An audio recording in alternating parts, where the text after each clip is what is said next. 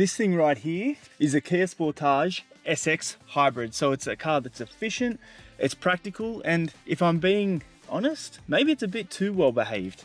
In any rate, it's quiet, respectable, and also I suppose the kicker here is kind of sneakily expensive as well. So in this video I'm going to show you 3 reasons why you might want to consider this car and 3 reasons why I would rather help my parents reset their Wi-Fi over FaceTime. Now the first thing you might like about this Sportage is the fact that it sips fuel like it's got a mortgage. 4.9 litres is the official number, and that's pure just hybrid driving.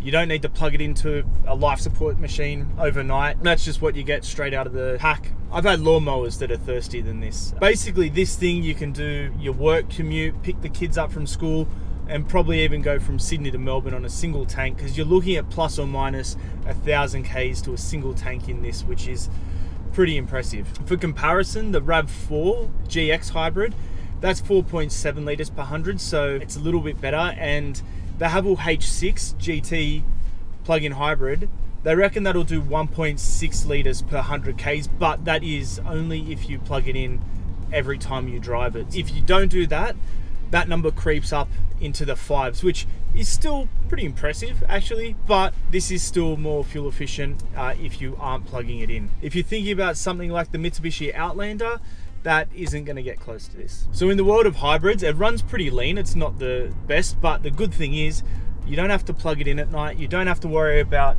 your electricity bill. You don't have to explain what a kilowatt hour is to your mates. You just hop in, you fill it with petrol, and you can go for a long, long time. Now, the next good thing is it goes as well. It's not a sluggish eco box that you can walk faster than. When you put your foot down, it's got enough punch there. Does it have as much as the Haval? No, 300 and something kilowatts, but does it need to be?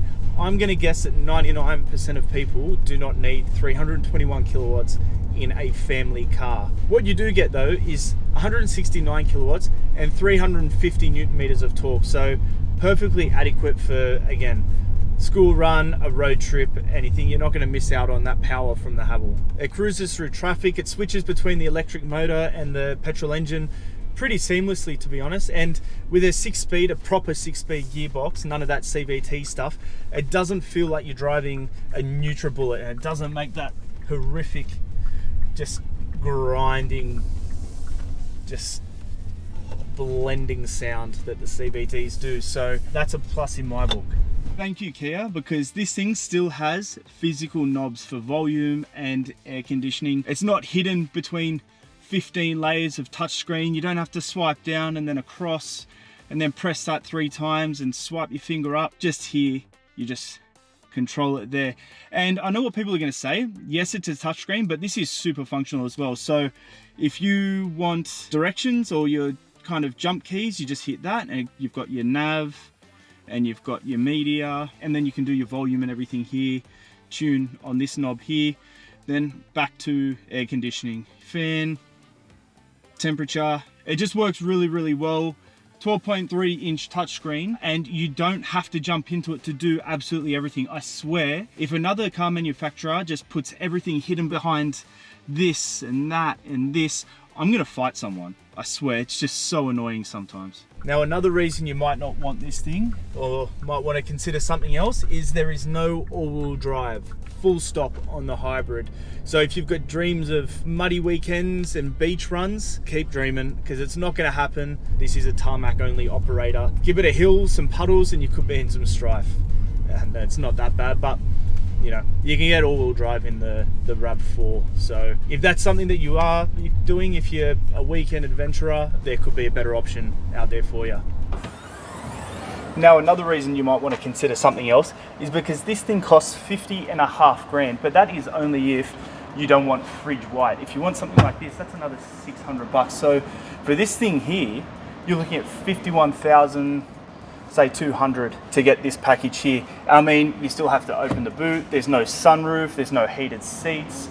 So you're paying quite a lot for features that you don't have that are on other cars.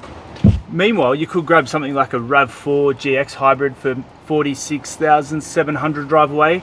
That gets all-wheel drive. Or you could pay a bit more and pay 53, 54 grand for the Haval H6 GT plug-in hybrid.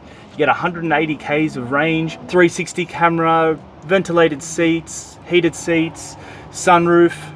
For 51K, I don't want to have to manually open the boot.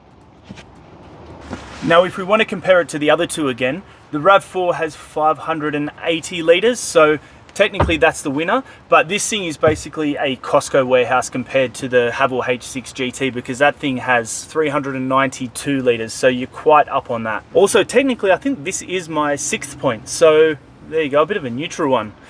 Balance. So, the Sportage SX Hybrid, is it thrilling? No. Does it need to be though?